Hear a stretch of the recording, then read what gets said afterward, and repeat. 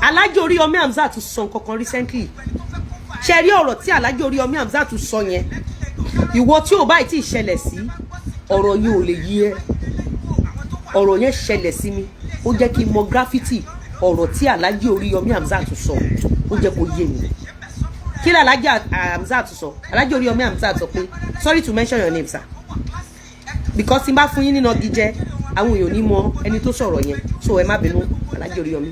ẹ̀yin èèyàn wa Lizzy Anjorin tún ti bẹ̀rẹ̀ o ó tún ti sọ̀rọ̀ nípa Oriyomi Hamzat ó sọ̀rọ̀ nípa àwọn nǹkan tí bàbá yẹn tí ó sọ ẹkú mọ arákùnrin tí Oriyomi Hamzat jẹ́ lẹ́yìn ìgbà náà Lizzy Anjorin tún lọ ó tún yà bàrà ó tún lọ bá arábìnrin tí a mọ̀ sí Tọ́pẹ́ Àlàbí àwọn ọ̀rọ̀ tí Lizzy Anjorin tí ó sọ nìyí nínú fọ́nrán tí ẹ̀ ń wò yìí bí arábìnrin náà bí ó ṣe tún bẹ̀rẹ̀ wàhálà pẹ̀lú Oriyomi Hamzat pẹ̀lú Tọ́pẹ́ Àlàbí ẹ̀yin yẹn wá ọ̀pọ̀rọ̀ kágbọ̀n ẹ jẹ́ ká gbọ́ nǹkan tí arábìnrin yìí ní láti sọ.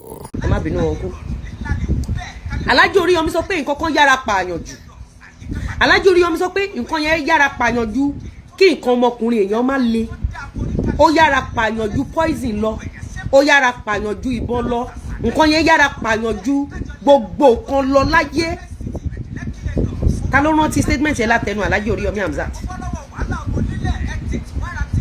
ta ló rántí ọ̀rọ̀ yẹn sórí tí ọ̀rọ̀ yẹn ò bá ṣẹlẹ̀ sí ẹ ìgbà tọ́rọ̀ yẹn bá ti ṣẹlẹ̀ sí ẹ ti pẹ́ ò ní mọ graffiti ọ̀rọ̀ tí Alhaji Oriyomi Hamzat tó sọ yẹn Alhaji Oriyomi Hamzat sọ wípé kò sí nǹkan tó yára pààyàn ju ẹni tó fẹ́ràn tí ò wá fẹ́ràn ẹ in return ẹgbẹ́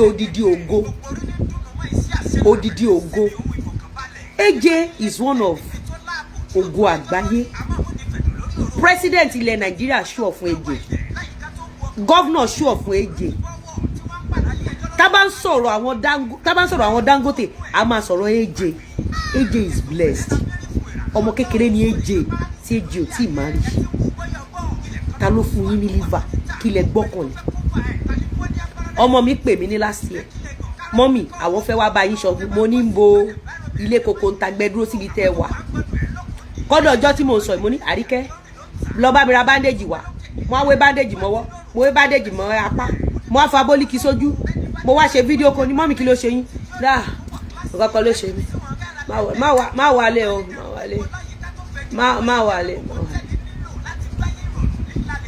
ọmọ àkọ́bí mi ó lóun fẹ́ wálé last year kí ni mo rò méjì mẹ́ta tí mo fi ní kó má wálé inú estate tí mo wà mo mọ tí Ìyábọ̀ Òjó ṣe fún mi bẹ́ẹ̀ Ìyábọ̀ Òjó wá rent lé sínú estate mi mo mọ tí Ìyábọ̀ Òjó ṣe fún mi nínú estate mi ẹja gbé yẹn sẹ́gbẹ́ kan kò sí ọmọọṣẹ́ kan tó bá mi ṣiṣẹ́ rí tí Ìyábọ̀ Òjó padà gbé sínú ilé tó rẹ́ǹtì ṣé Ìyábọ̀ Òjó tó mú sales girl mi tó ń gbé sínú ilé tó mú manager mi tó gbé sínú ilé Ìyábọ̀ Òjó tó lọ háyà obìnrin àjèjì láti lè fi blackmail ìgbéyàwó mi tó gbé sínú ilé ta ni Ìyábọ̀ Òjó ò lè ràn láti pa àwọn ọmọ tó tara ẹ̀ jáde tẹ́ bá wò mí ní last year ní April 4 tẹ́ ṣe birthday fún mi tán tí àǹtí láti inú oyún tí wọ́n ṣe nǹkan tán ṣe tẹ́ bá notice mi it was after that April Ọlájírès cottage ló ṣẹlẹ̀ it was after that April 4 l'Abuja ṣẹlẹ̀ because I just want to be I don't want anybody anymore I want everybody to be ẹ má gbàgbé pé ní last year yẹn ní mega testimony ló padà dé láti inú oyún ọmọ ní ẹjọ́ ẹ má kọni láti inú oyún bí lẹ́yìn ìgbà yẹn láì ṣe mega testimony láì ro mega testimony ní mega testimony bẹ́ẹ̀ sì ní parọ́ mọ́ mi lẹ́yìn ìgbà tó gbowó lẹ́yìn ìgbà tí mo wọ̀nà ẹ̀ pé má bà tèèyàn jẹ́ so ẹ sọ fún mi irú mega testimony yẹn tí AJ rí lójoojúmọ́ látàrí wípé bóyá mọ́mí AJ òwò ṣòwò wa ni bóyá mọ́mí AJ ò mọ ohun tó ń ṣẹlẹ̀ nínú ayé ni bóyá mọ́mí AJ ti travel out ni bóyá mọ́mí AJ nǹkan tó ṣe wọ́n kò yé mi. tẹ́ bá notice mi lẹ́yìn birthday mi yẹn in fact lẹ́yìn birthday mi yẹn we have to make Ọlájírès happen because California Paradise City we want to do California like we want to make mi ìṣá nígbà Ìyábọ̀ Òjó sínú California Paradise City àfi tó bá fẹ́ wá kú nìkan ló kù.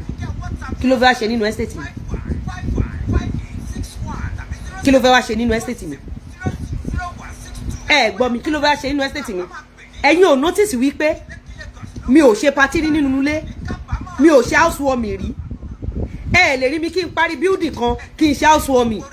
That is how much tí mo ṣe bẹ̀rù ènìyàn.